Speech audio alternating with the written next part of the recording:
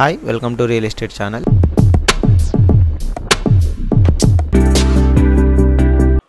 క్రోధ అన్న శబ్దం సంవత్సరం పేరులోనే ఉంది.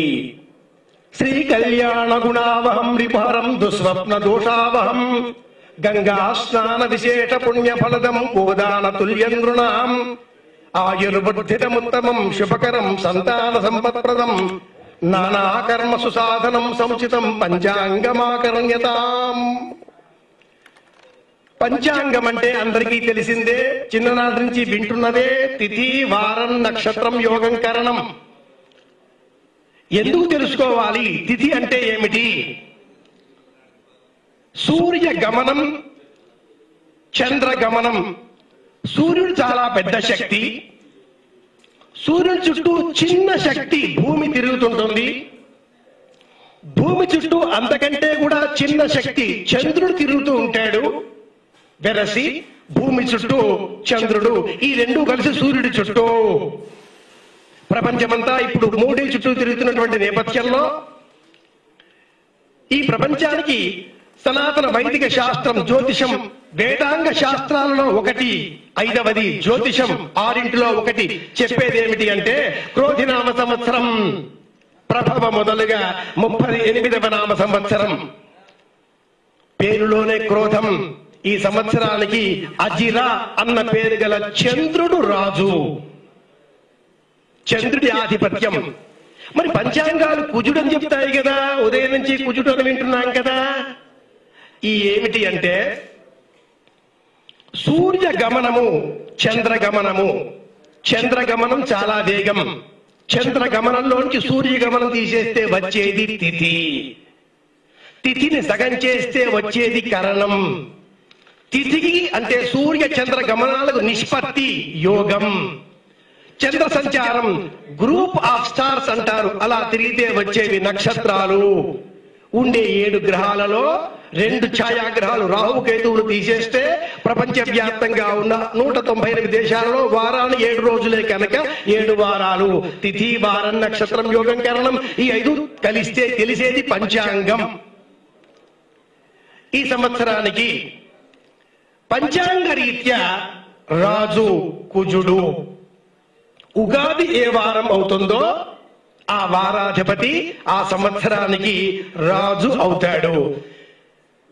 ఈ పంచాంగం ఎంత విశ్లేషణాత్మకంగా మనకు విషయాలు తెలియజేస్తుంది అంటే సృష్టి ఆది మొదలుగా 198,58,85,125వ సంవత్సరం ఈ క్రోధినామ సంవత్సరం. 128 కోట్లకు పూర్వం రామచంద్రమూర్తి ఈ లోకంలో ప్రభవించాడు అని ఈ సంవత్సర నామం తెలియజేస్తుంది. కలిసంతాప తాపనోపనిషత్తు అనే ఉపనిషత్తులో శ్రీమన్నారాయణమూర్తి నారదుడికి ఒక విషయం చెబుతాడు. ఏ మంత్రం జపం చేస్తే కలిదోషం పోతుంది అని. ఆ మంత్రం హరే రామ రామ రామ హరే హరే, హరే కృష్ణ కృష్ణ కృష్ణ హరే హరే. ఇది షోడశ నామాని. సంకల్పపూర్వకంగా రామనామాన్ని జపం చేస్తూ అయోధ్య నిర్మాణం చేసుకున్న మనం ఇదే క్రమంలో ఈ సంవత్సరాధిపతి గురువు రాజు, చంద్రుడు రాజు, విజయం కల్పించేటటువంటి రాజు, అధిపతి రాజు, అజిరా అన్న పేరు గల చంద్రుడు. వారానికి సంబంధించి కుజుడు, కానీ దైవం చంద్రుడు. చంద్ర సంకల్పంతో కృష్ణాలయం కూడా పూర్తి చేద్దాం అనే సంకల్పంతో పంచాంగాన్ని చదివే ప్రయత్నం చేద్దాం. సంవత్సరానికి రాజు కుజుడు. అందువలన నాయకులలో ఐక్యత పెరుగుతుంది. సమష్టి విజయం సాధించాలి అనేటటువంటి లక్ష్యం ఏర్పడుతుంది. మంత్రి శనైశ్చరుడు అంటే మేష సంక్రమణం ఏ వారం అవుతుందో ఆ వారాధిపతి ఆ సంవత్సరానికి మంత్రి. శని మంత్రి అయినందువలన వర్షాలు సకాలంలో కురుస్తాయి. వ్యక్తుల మధ్య స్తబ్దత ఏర్పడుతుంది, మందబెడితనం కనిపిస్తుంది. సేనాధిపతి శుక్రుడు సింహ సంక్రమణ వారాధిపతి. అందువలన దంపతులలో ఐక్యత పెరుగుతుంది, అన్యోన్యత పెరుగుతుంది. సమష్టి కుటుంబాలు కావాలి అనేటటువంటి ఆలోచన పెరుగుతుంది, కలిసి ఉండాలి అనే కోరిక పెరుగుతుంది. సస్యాధిపతి కుజుడు, ఇందువలన పంటలకు అనుకూలమైన వర్షాలు కురుస్తాయి. అర్ఘ్యాధిపతి శుక్రుడు, అందువలన సకాలంలో వర్షాలు, తెల్లని పంటలు విరివిగా పండుతాయి, అంటే పత్తి మొదలైనవి. ధాన్యాధిపతి రవి, ధను సంక్రమణం వచ్చే వారానికి అధిపతి, ఇది ఆదివారం కనుక ధరలు తగ్గుతాయి. ముఖ్యంగా ఆహార పదార్థాల ధరలు రవి కారణంగా నిలకడలో ఉంటాయి, అందుబాటులోకి వస్తాయి. సుస్థిరమైన ప్రభుత్వం కారణంగా ఈ ధరలలో నిలకడ ఏర్పడుతుంది. ముఖ్యంగా సమాజంలో వ్యక్తుల మధ్యన కొనుగోలు శక్తి పెరుగుతుంది. ఆహార ధాన్యాల ధరలు నిలకడలో ఉంటాయి, తగ్గుముఖం పడతాయి. మేఘాధిపతి శుక్రుడి కారణంగా, స్త్రీ గ్రహమైన కారణం చేత రవి ఆర్ద్ర నక్షత్ర ప్రవేశం శుక్రవారం కనుక కొత్త రోగాలు రావు, క్షేమం కలుగుతుంది. రసాధిపతి తులా సంక్రమణం గురువారం కనుక, రసాధిపతి అంటేనే బంగారం, వెండి, రత్నాలు, వీటి వలన ఆలోచనలు చేస్తూ ఉంటాం. దేశం సుభిక్షం, బంగారం ధర 1,00,000 రూపాయలు చేరే అవకాశం ఉంటుంది, కానీ ప్రజలలో అంతే ప్రమాణంగా కొనుగోలు శక్తి పెరుగుతుంది కనుక ఈ పెరిగిన ధర ఎక్కడ కూడా మన కంటికి కనపడదు, తప్పక అంతే స్థాయిలో కొనుగోళ్లు కూడా జరుగుతాయి. నీరసాధిపతి కుజుడు మకర సంక్రమణ వారాధిపతి. ఈ కారణం చేత వివిధ లోహాలు, రాగి, వెండి, రత్నాలు ఇవన్నీ కూడా విరివిగా లభిస్తాయి, ధరలు నిలకడగా ఉంటాయి. పేరు చూడగానే క్రోధ క్రోధ అంటూ ఉన్నారు, కానీ మిత్రులారా ఈ సంవత్సరం వర్ష లగ్నం ధనుర్లగ్నం. ధనుర్లగ్నానికి పంచమంలో గురువు ఉన్నాడు. గురువు దేశీయత, సంప్రదాయం, సంస్కారం, బాధ్యత, గౌరవం, రామనామం, ఆధ్యాత్మిక కోణం, ప్రపంచానికి గురుత్వం వహించేటటువంటి శక్తియుక్తులను కాపాడేటటువంటి గ్రహం కనుక మేషంలో సంచారం చేస్తూ మిత్రక్షేత్రంలో సంచారం చేస్తున్న కుజుడి కారణంగా, ఈ జగల్లగ్నానికి నవమ దృష్టి కారణంగా ఈ సంవత్సరం అంతా కూడా పేరులోనే క్రోధం, కానీ వర్తమాన ప్రభుత్వానికి మేలు కలిగే విధంగా సంవత్సర కాలమంతా కూడా గురువు అనుగ్రహం ఉండబోతోంది. శని కుంభరాశిలోనే స్వక్షేత్రంలోనే సంవత్సరం అంతా సంచారం చేస్తున్నాడు, కానీ ఆత్మీయులారా శని కుజుడు ఈ ఇద్దరు కూడా శతభిషం నక్షత్రంలో సంచారం చేస్తున్నారు. అలాగే రవి రాహువు ఈ 2 నక్షత్రాలు కూడా రేవతి నక్షత్రంలో సంచారం చేస్తున్నారు. ఈ కారణం చేత వ్యాపార వర్గాలలో ఉండేటటువంటి వారికి కొంత నష్టం కలుగుతుంది అని మాత్రం చెప్పుకోవాలి. సామాన్యంగా ఆలయంలో పంచాంగ శ్రవణం అనగానే రాజాది నవనాయకులు, తర్వాత మూఢాలు ఎప్పుడు, ముహూర్తాలు ఉన్నాయా, పుష్కరాలు ఎప్పుడు, కర్తరి ఎప్పుడు, గ్రహణాలు ఉన్నాయా, మొత్తం మీద సంవత్సర ఫలితాంశం ఏమిటి, మాకెలా ఉంటుంది అనే చివరి ప్రశ్న వేస్తూ ఉంటారు. మూఢాలు శుక్రమూఢం, గురుమూఢం 28 ఏప్రిల్ మొదలుగా వరుసగా 2 జూన్ వరకు ఉండడంతో ఈ సంవత్సరం మే, జూన్, జూలై ఆషాఢ మాసం కనుక ముహూర్తాలు లేవు. ఏప్రిల్ 28 ఆఖరు వివాహ ముహూర్తం కాగా తర్వాత వచ్చే పెళ్లి ముహూర్తం మళ్ళీ ఆగస్టు 7వ తేదీ. ఈ మధ్యలో ముహూర్తాలు లేవు. అలాగే పుష్కరాలు రేవా నది, నర్మదా నదికి పుష్కరాలు 1 మేతో ఆరంభమై 12 మే వరకు రేవా నది అంటే నర్మదా నదికి పుష్కరాలు. ఆత్మీయులారా దేశం మొత్తం మీద ప్రపంచ వ్యాప్తంగా ఈ పంచాంగం చెప్పే సమయంలో పుష్కరాల ప్రస్తావన ఎందుకు అంటే, అఖండ భారతంలో ఉండేటటువంటి 12 నదులు ఒకే ఒక్క సరస్వతి నది కారణంగా అనుబంధింపబడి ఉన్నాయి. దేశమంతా ఒక్కటే అనేటటువంటి ఆలోచన మనలో పెంచడం కోసమే ఈ మూఢాలు. కామన్ సివిల్ కోడ్ పేరిట కావచ్చు, 29 రాష్ట్రాల్లో ఒకే ప్రభుత్వం ఉండాలి అన్న ఆలోచన కావచ్చు, జమిలి ఎన్నికలు దేశానికి క్షేమకరం అనే ఆలోచనలు కావచ్చు, వీటన్నింటి వెనకాతలో ఉండేటటువంటి అంతరార్థం ఏమిటి అంటే సమష్టి చైతన్యం, సంగచ్చత్వం, సంవదత్వం, సర్వో మనసి జానతాం. కలిసి ఉంటేనే సాధించుకోగలుగుతాం అనేటటువంటి సందేశము ఈ పంచాంగ శ్రవణం, పంచాంగ బోధ ప్రపంచంలో ఉండే అన్ని మతాలకు ఇదే విషయాన్ని బోధిస్తుంది. కలిసి ఉండే ప్రయత్నం చేయండి అనే జ్ఞానం ఇస్తుంది. రేవా నదికి పుష్కరాలు, నదికి ప్రదక్షిణ చేసేటటువంటి సంస్కారం మనది. నర్మదా నదికి ప్రదక్షిణలు చేస్తాం, కొండలకు ప్రదక్షిణలు చేసే సంస్కారం మనది. అరుణాచలానికి ప్రదక్షిణలు చేస్తాం. కొండలు కావచ్చు, నదులు కావచ్చు, దైవాలుగా భావించేటటువంటి సనాతన ధర్మం మనది. ఇక కర్తరి చైత్ర బహుళ ఏకాదశి 4th మే నుండి 29th మే వరకు ఉంటుంది, వైశాఖ బహుళ షష్ఠి వరకు. కర్తరి కాలంలో గృహ ఆరంభాలు చేయరాదు, అంటే భూమిని తవ్వరాదు అని అర్థం. తవ్వితే భూమిలో నుంచి ఉష్ణశక్తి బయటకు వస్తుంది, అందువలన విషవాయువులు వ్యాపించే ప్రమాదం ఉంటుంది. కనుక శాస్త్రపరంగా ఋతుకాల ధర్మాలను గుర్తించిన ఈ పంచాంగ విజ్ఞానం ఈ సమయంలో ఈ పని చేయకూడదు, ఈ సమయంలో ఈ పని చేయాలి అంటూ మనకు ప్రబోధం చేస్తుంది. కర్తరి సమయంలో గృహ ఆరంభాలు చేయరాదు, గృహ ప్రవేశాలు చేసుకోవచ్చును. కనిపించే గ్రహణాలు 2. 8 సెప్టెంబరు 24 భాద్రపద పౌర్ణిమ నాడు బుధవారం సాయంత్రం సమయంలో చంద్రగ్రహణం ఏర్పడుతుంది.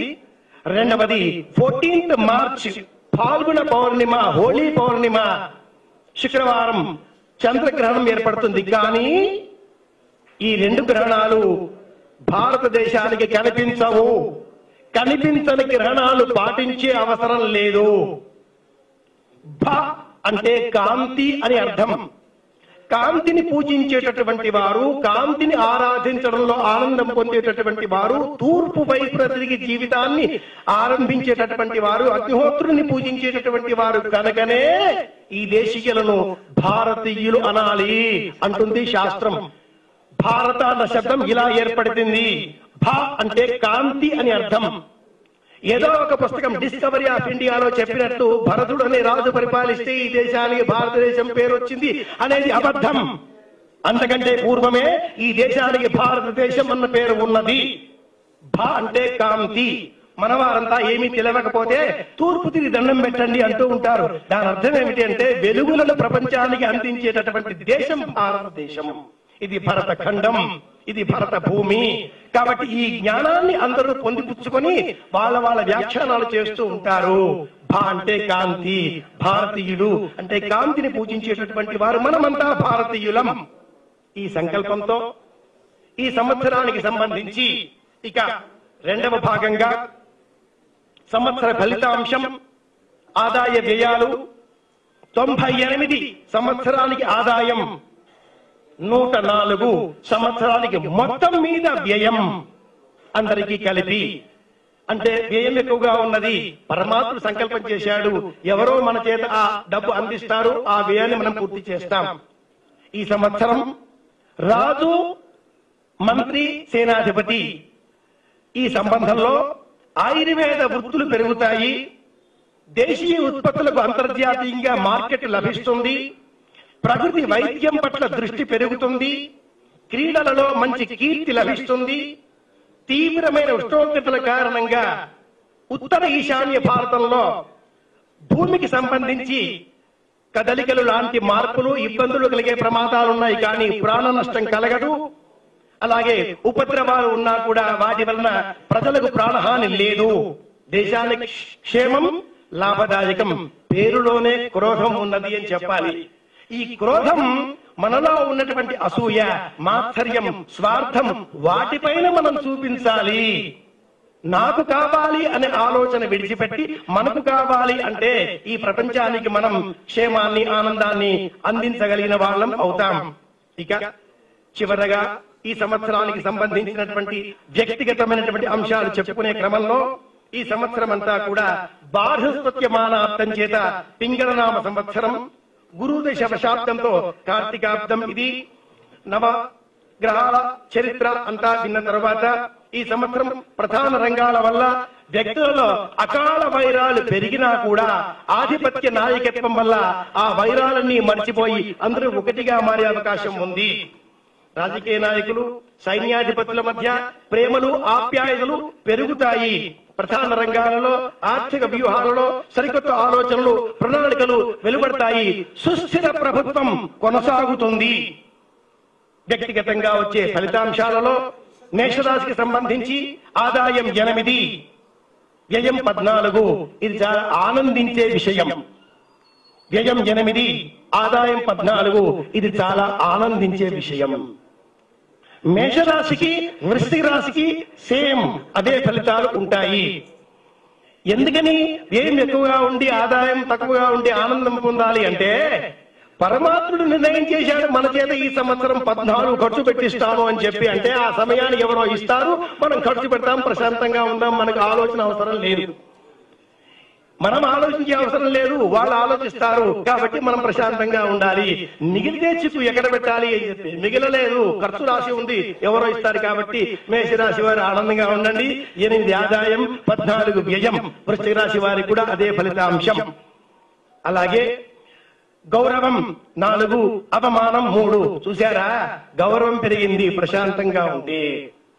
గురువు సంచారం వల్ల ఆర్థిక సామాజిక రంగాల్లో విజయం కలుగుతుంది. వివాహ శుభకార్యాలు ఇంట్లో చేస్తారు, కుటుంబంలో సంతోషం. శని సంచారం వల్ల లాభాలు పెరిగే అవకాశం. బద్ధకం తగ్గించుకుంటేనే మేషరాశి వారికి ప్రయోజనం. రాహు సంచారం వల్ల నిద్రలేమి, అనారోగ్యం, ప్రయాణాలు ఉంటాయి. ఇవి సంక్షిప్తంగా మేషరాశి వారికి సంబంధించిన ఫలితాలు. ఇక వృషభ రాశి వారికి సంబంధించి ఆదాయం 2, వ్యయం 8. వీరు కూడా చక్కగా మేషరాశి వారి మాదిరిగానే ఆనందంగా ఉండవచ్చు. వృషభ రాశికి గాని తులారాశికి గాని ఒకే విధమైనటువంటి ఫలితాలు పంచాంగం చెబుతుంది. రాజపూజ్యం 7, అంటే గౌరవం 7, అవమానం 9. మీరు గమనించారో లేదో, ఇన్నేళ్లుగా మీరు రాజపూజ్య అవమానాలు అలాగే ఆదాయాలు వింటూ ఉంటారు. కానీ ఎక్కడ వ్యయం ఎక్కువగా ఉంటుందో అక్కడ రాజ గౌరవం ఎక్కువ. నాకు కావాలి అని వెనక వేసుకుంటే అగౌరవం, మనకు కావాలి సమాజం కోసం అంటూ ఖర్చు పెట్టి అది గౌరవం, అది ఆనందదాయకం. కనుక మేషరాశి వారికి గాని వృషభ రాశి వారికి గాని రాజపూజ్యం ఎక్కువ, అవమానం తక్కువ. తదుపరి మిథున రాశి ఆదాయం 3, వ్యయం 6. ఇక్కడ రాజపూజ్యావమానాలు సమానంగా 5 ఉన్నాయి. మిథున రాశికి అలాగే కన్యా రాశికి సమానమైన ప్రమాణాలు ఉంటాయి. కర్కాటక రాశికి ఆదాయం 14, వ్యయం 2. గురువు సంచారం వల్ల కర్కాటక రాశి వారికి అన్ని అనుకూలతలు ఉంటాయి, అనేక లాభాలు కలుగుతాయి, సంతోషాలు ఉంటాయి, పెద్దల ఆశీస్సులు లభిస్తాయి. శని సంచారం వల్ల అనుకోని ఇబ్బందులు, అనారోగ్యం ఉన్నప్పటికీ సుదూర ప్రయాణావకాశాలు, రాహు సంచారం వల్ల ఆధ్యాత్మిక ప్రయాణాలకు అవకాశం ఉంటుంది. వృషభ రాశి వారికి ఇందాక చెప్పలేదు, శ్రమతో కూడిన కార్యక్రమాల నిర్వహణ ఉంటుంది, గౌరవం పెరుగుతుంది, ఒత్తిడులుంటాయి, వృత్తి ఉద్యోగాలలో ఒత్తిడులుంటాయి, అలాగే శుభాధిక్యత పెరుగుతుంది. అలాగే మిథున రాశి వారికి అనుకోని ఖర్చులుంటాయి. మంచి పనుల కోసం మిథున రాశి వారు ఖర్చులు పెట్టడం మంచిది. తదుపరి రాశి ముందు వెనకాలలో సింహరాశి. సింహరాశి వారికి ఆదాయం 2, వ్యయం 14. ఈ సంవత్సరం ఎవరైనా ఆనందంగా ఉంటారా అంటే వాళ్ళు సింహరాశి వాళ్లే. మహా ఆనందంగా ఉండాలి అటువంటి జ్యోతిషం. రాజపూజ్యం, అవమానాలు 2. వృత్తి ఉద్యోగాలలో శ్రమతో కూడిన గుర్తింపు, సామాజిక ఔన్నత్యం, గొప్ప పదవులు లభిస్తాయి. సామాజిక అనుబంధాలలో క్షేమం కలుగుతుంది. రాహు సంచారం వల్ల శారీరక అనారోగ్యం కొంత సింహరాశి వారిని వెన్నాడుతుంది. కేతు సంచారం వల్ల కుటుంబ ఆర్థికాంశాలలో కొంత జాగ్రత్త వహించాలి. మాట్లాడే సమయంలో సింహరాశి వారు నిరాశకు తావు ఇవ్వకూడదు. తదుపరి రాశి కన్యా రాశి. కన్యా రాశి వారికి ఆదాయం వ్యయం ఇందాక చెప్పినట్లుగా సమానం. రాజపూజ్యం 5 అధికం, అవమానం 2. గురువు సంచారం వల్ల అనుకున్న కార్యక్రమాలు సక్రమంగా నెరవేరుతాయి, సంతృప్తికరంగా ఉంటుంది, ఆధ్యాత్మిక యాత్రలు ఉంటాయి. శని సంచారం వల్ల శ్రమతో కూడిన విజయం సిద్ధిస్తుంది.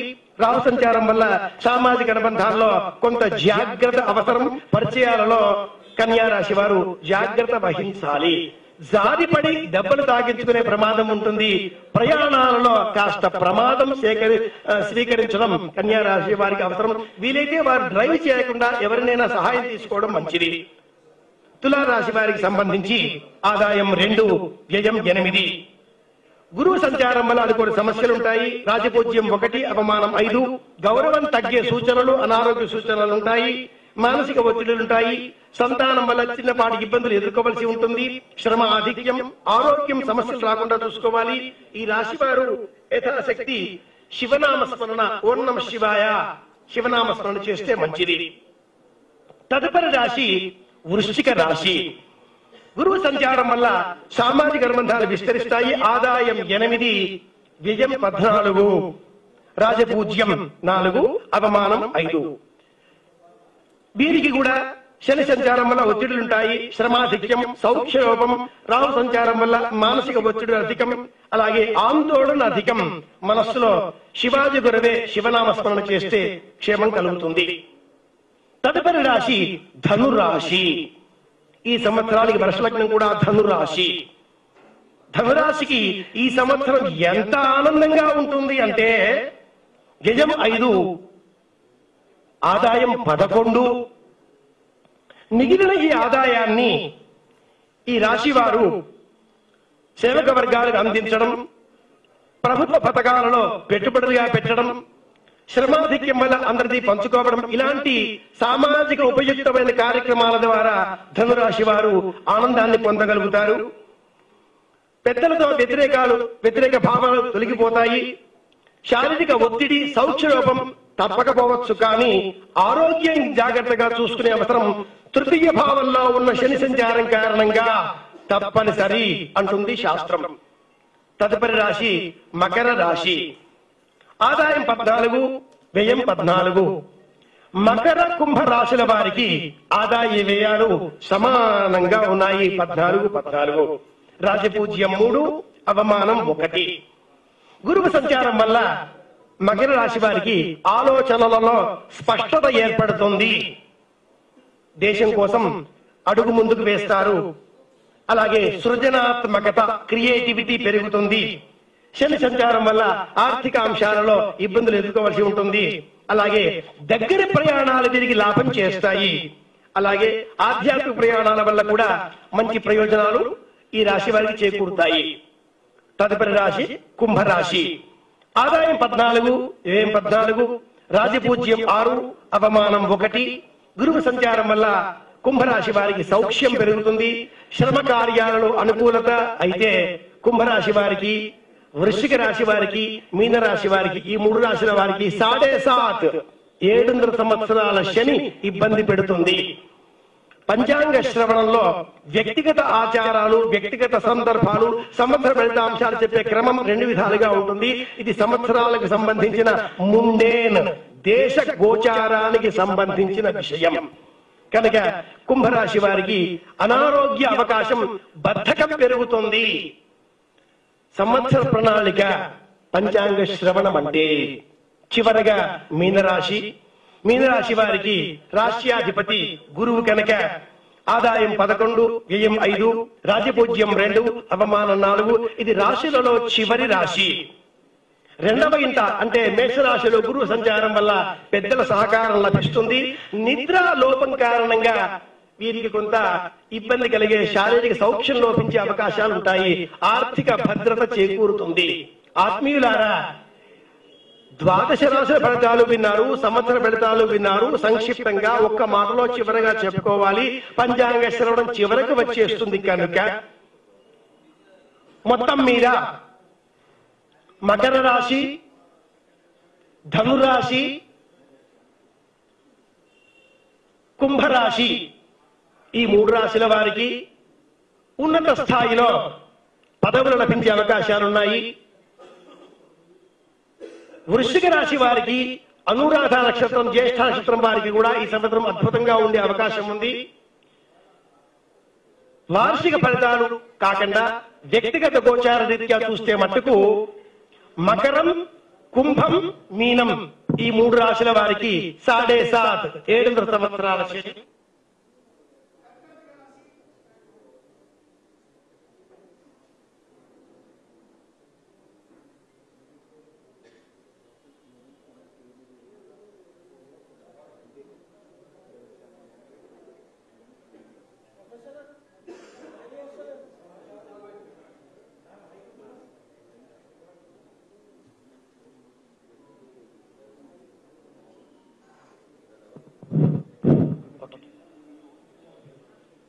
కర్కాటక రాశి, సింహరాశి, వృశ్చిక రాశి వీరికి కూడా శనికి సంబంధించిన కొద్ది ఇబ్బందులు అష్టమ శని కారణంగా ఉన్న నేపథ్యంలో ఈశ్వర నామస్మరణ మేలు కలిగిస్తుంది.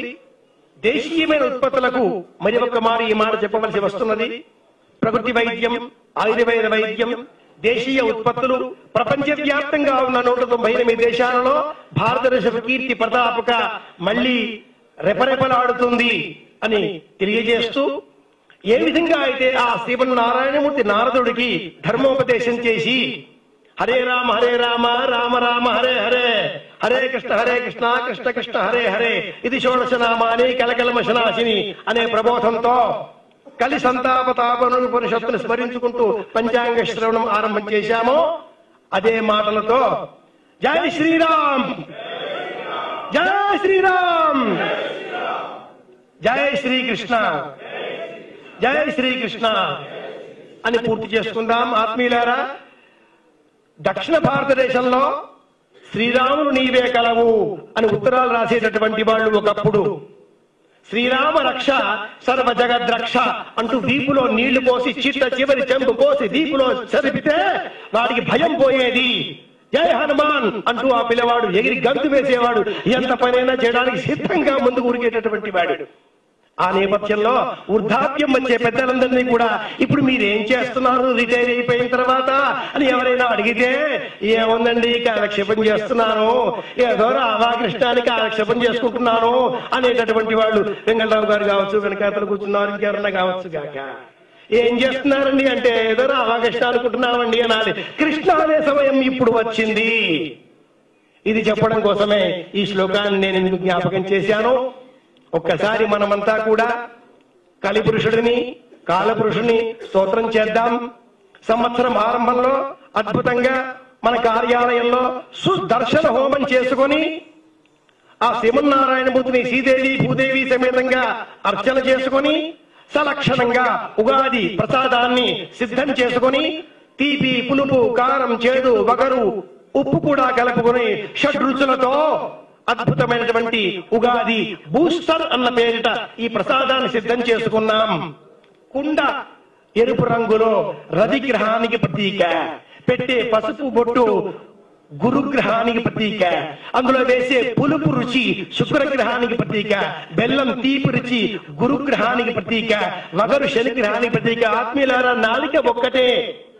ఈ నాలిక చివర ఎరుపు, మధ్యలో పులుపు, లోపల తీపి, పక్కన వగరు, దిగువ చేదు, 5 రుచులు ఒకేటే అయిన నాలిక భిన్న భిన్న స్థలాలలో ఎలా స్వీకరిస్తుందో, భిన్న భిన్న స్థాయిలలో ఉండేటటువంటి కార్యకర్తలను ఏకత్రితం చేసి ఒక నాయకత్వం దేశానికి తీసుకువెళ్ళాలి, ఒక నాయకత్వం ప్రపంచానికి ఆదర్శంగా దేశాన్ని నిర్వహించాలి అనే లక్ష్యంతో ఈ ఉగాది పచ్చడి బూస్టర్ ని సలక్షణంగా దైవనామస్మరణతో స్వీకరిద్దాం.